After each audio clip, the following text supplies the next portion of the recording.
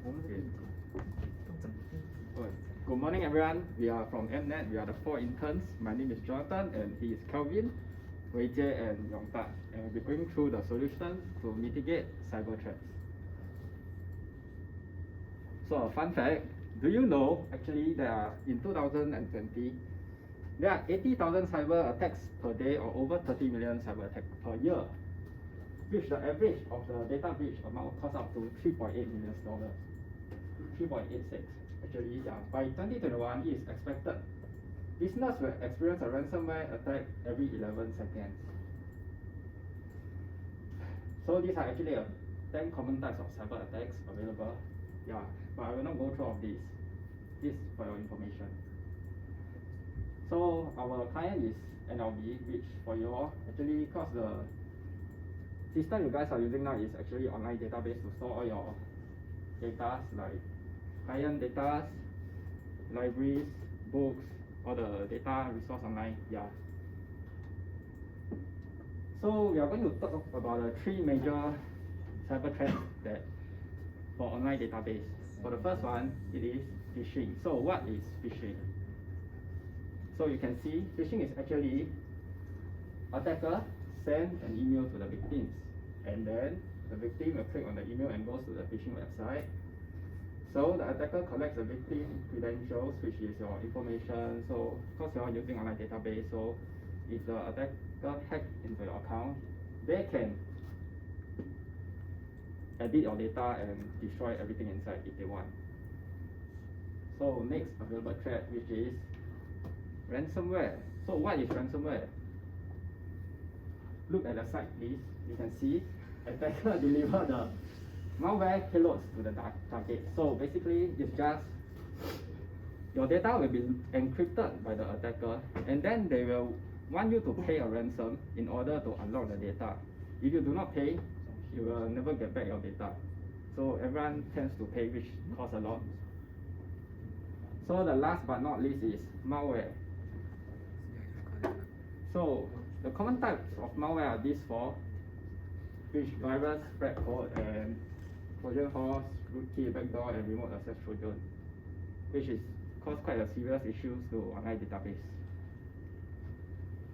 So I'll pass it to WeiJie.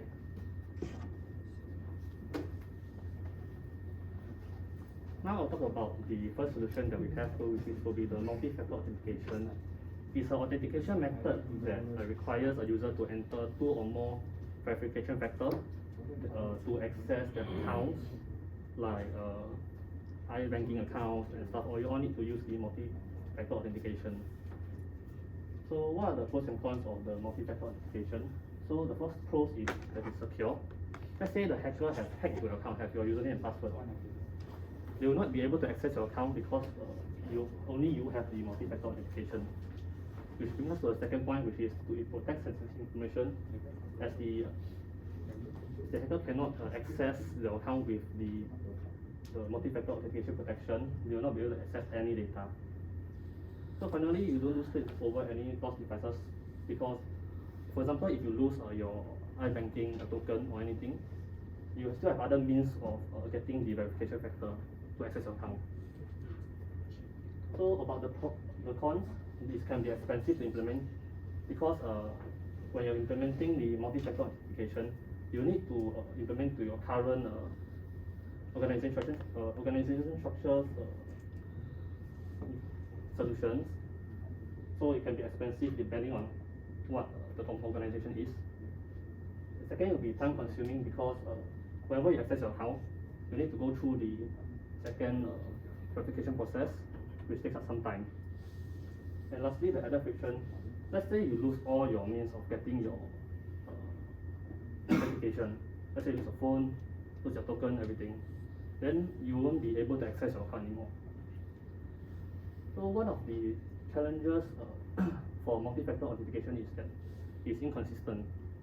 So let's say your company has successfully integrated this multi-factor authentication into your organization. However, it's fully up to the users to implement it.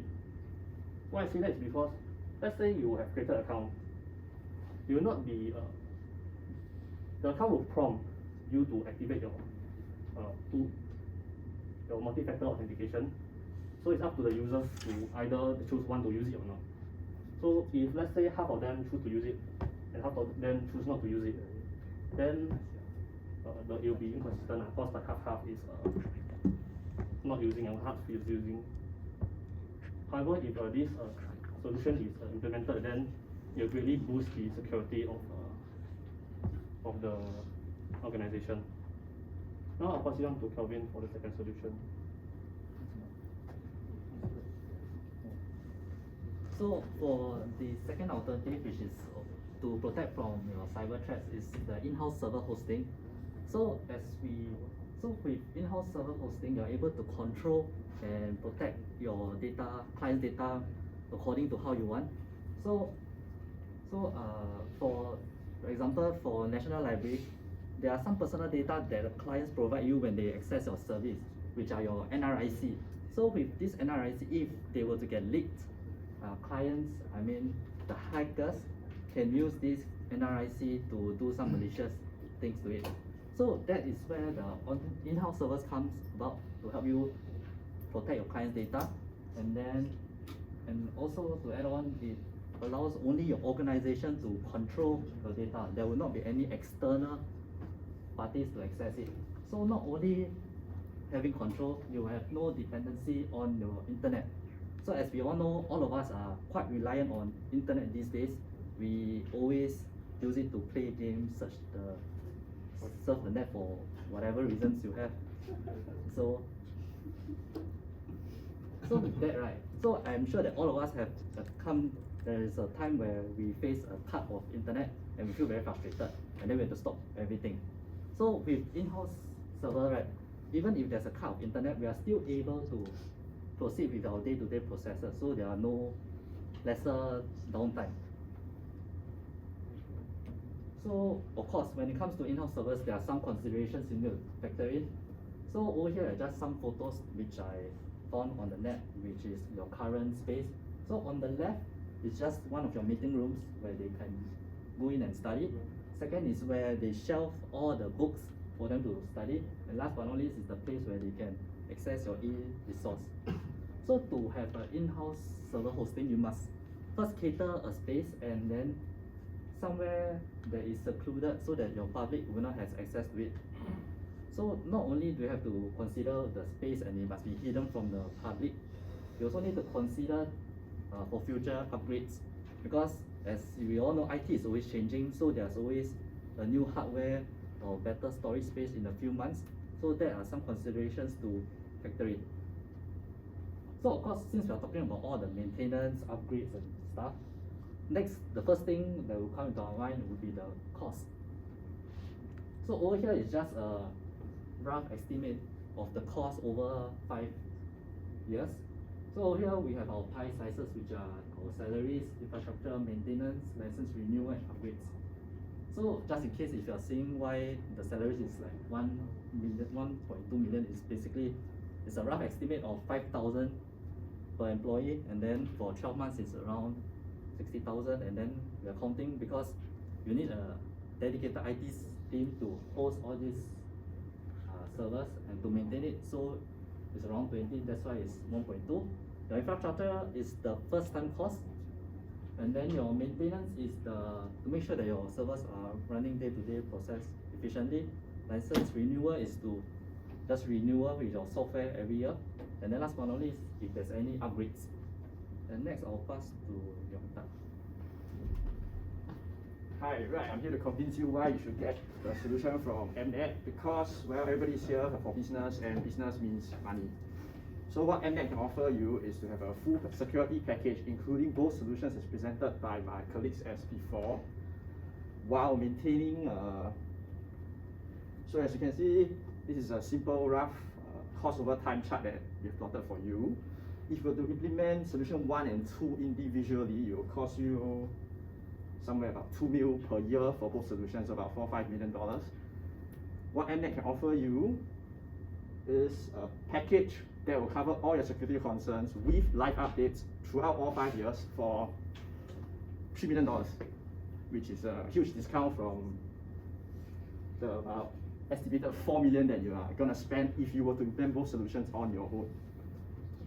So what we can provide is throughout the 5 years, everything will be updated to the latest specs as part of the package.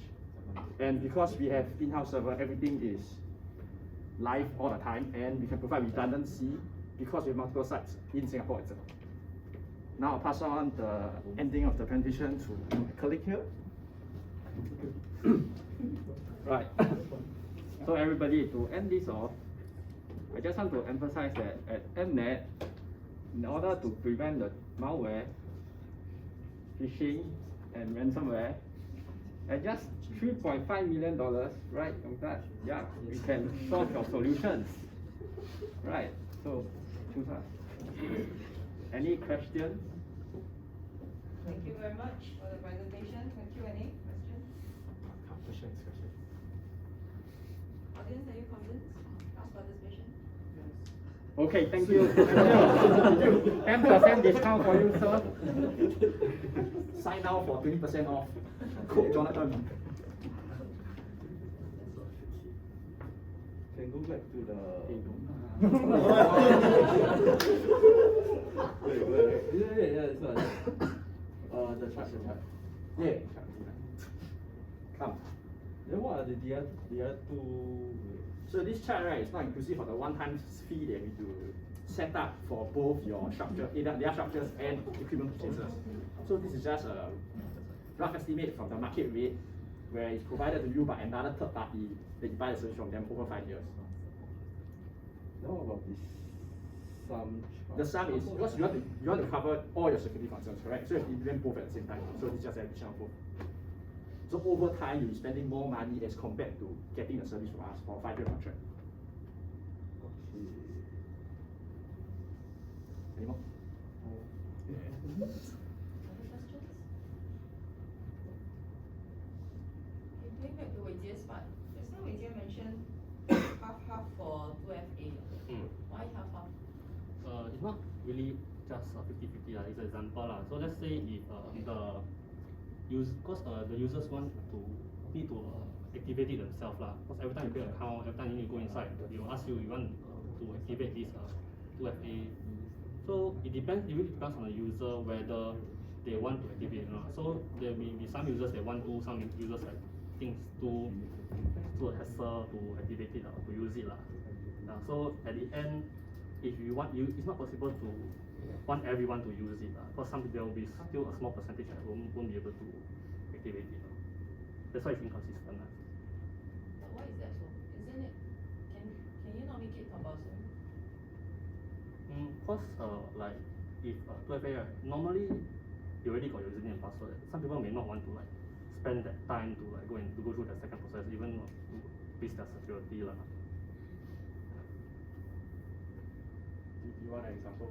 Yeah. Let's say, for example, SingPass, right? SingPass, you have your 2FA. Correct. And is there a choice? If you want to log in, you still have to use it. For SingPass, there's no choice, right? It's the easiest integration. Government has the final say. For example, like DBS, people took so long to convert from physical token to the digital token on your phone. Even though it's much more convenient when you buy something online, something just pops out on your phone and just press approve, right? But yet it still took years for them to convert.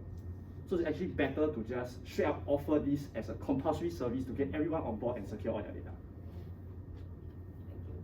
Thank you. The rest, okay? Any more questions? Okay, we're good. Thank you very much. Wait lah, haven't end.